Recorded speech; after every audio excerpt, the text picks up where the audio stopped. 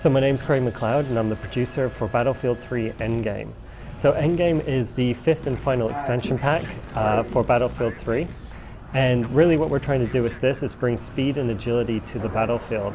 So you can see this in the dirt bike and also one of the new modes, air superiority. This is where it's accentuated most.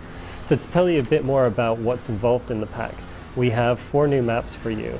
And these are actually set in 4 different seasons, which we like to call the 4 seasons of war. So we have one in winter, which is Sabalan Pipeline. And this is great. It has some really good lines of sight. So if you're a sniper, you may particularly enjoy this map. There's also a focal point around the gasworks and the big pipeline that stretches across the map.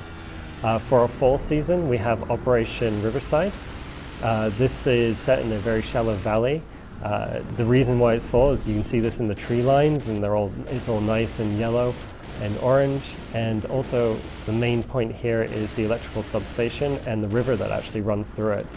The river actually nicely makes an island for one of the more infantry focused areas. And really what this is a reimagining of Caspian Border. We got a lot of really great feedback, and we tried to make something similar to that. For our spring season, we have Keosar Railroad. This focuses around, as you may guess, a railroad and the train tracks and the train, but also there's a number of logging camps here.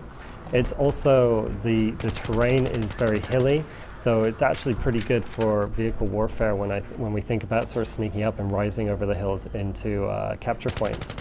And then our 4th and final map, set in the summer, is an abandoned flats. So this is an agricultural farm set in the desert. It's actually pretty open, so very good for tank battles, also very good for air battles. And that makes up our 4 maps.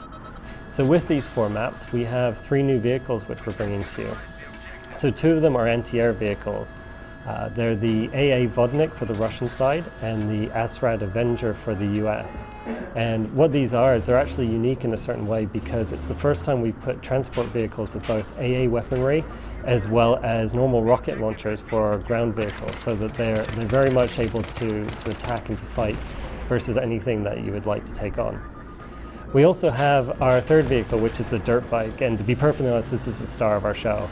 It's incredibly fast, very agile. It is actually the fastest vehicle that we've ever had in Battlefield 3. And it's just a huge amount of fun to play. We've designed all of our maps with the dirt bike in mind. So you'll see a lot of jumps, hidden jumps, not so hidden jumps. Even the way we place rock formations is, in such a way that you can get a good amount of air and just have a lot of fun with it. To help you on your way, if you use the speed boost, you'll even pop a wheelie. So this can be used to keep your momentum going. And from our point of view, we're really looking forward to seeing what the community can do with this. We've seen some incredible videos over the years with Battlefield 3, and we're really looking forward to seeing what you can do with this one. So on top of this, we have 2 new modes. So they're actually 2 returning modes from the franchise as a whole, but new to Battlefield 3. So the first one is Capture the Flag. This originally appeared in Battlefield 1942 10 years ago, so we're really happy to bring it back because it's such a staple mode for first-person shooters. But what we've done is we've added a battlefield twist to it, and by doing this, we've allowed the capture flag to be carried by any ground vehicle. So you can hop onto a dirt bike and take the flag back to your base at the fastest speed possible, but understanding that you're also very vulnerable to attacks. Or if you want a bit more security, you can jump into a tank, but then you'll be a lot slower. So it's one of these playing off against each other, risk versus reward things.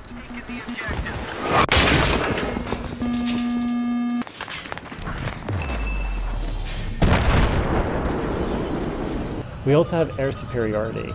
So this is doing for jet pilots what we did with tank superiority, which is putting 12 jets versus another 12 jets. Everyone's in there, huge dogfights.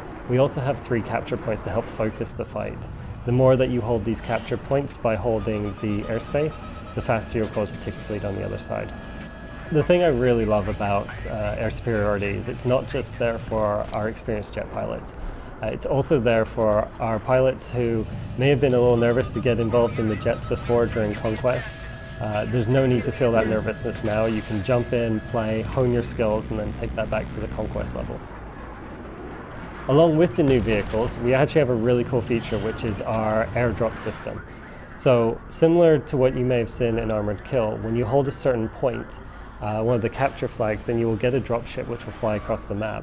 And from this, you can use this as a normal spawn point to paradrop into the map, or you can actually use the IFV drop.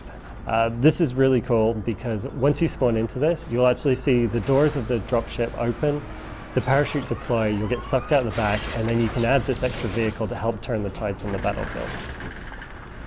So along with this, we have the usual 5 achievements, 5 assignments, and then a whole bunch of dog tags as well.